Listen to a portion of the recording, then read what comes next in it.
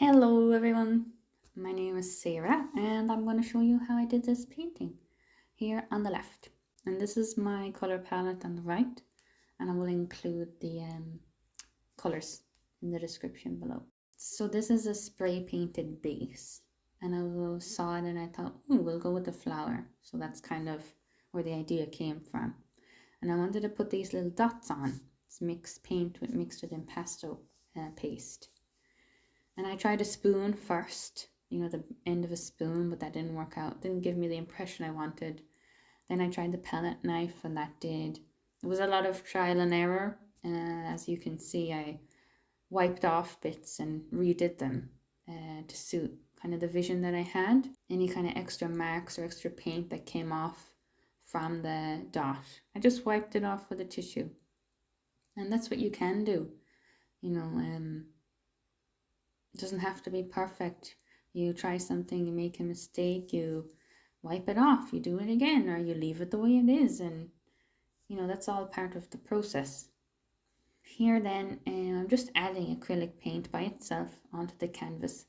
I'm trying to match the spray paint color that's underneath. Again here, I didn't have a plan. I just thought, what could I do next? I can do this. Cool, let's do that. And I added it onto the sides as well, because if there's one thing people might know about me and my art is that I continue the painting onto the sides because I love it. I think it looks lovely. So I did that here too.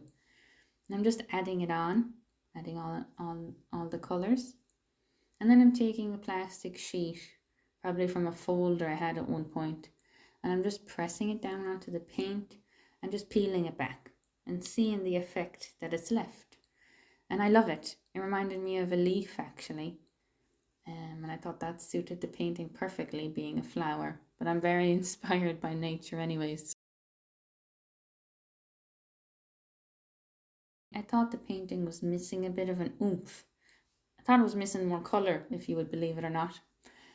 So I went in again with the same palette knife, just taking those colours that I'd already used and throwing it around the canvas.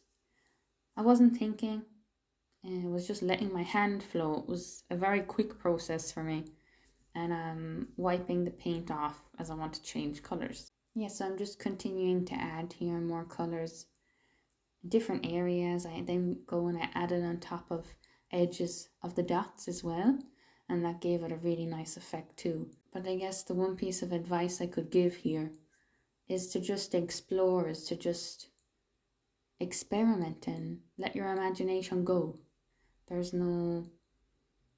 me here, there was no expectation that it must turn out a certain way. It was a process in and of itself, and I think it's important to keep that in mind, that creating is more often than not about the process, is about the expression, is about whatever was going on that day or that week or that month, and you're kind of painting it out.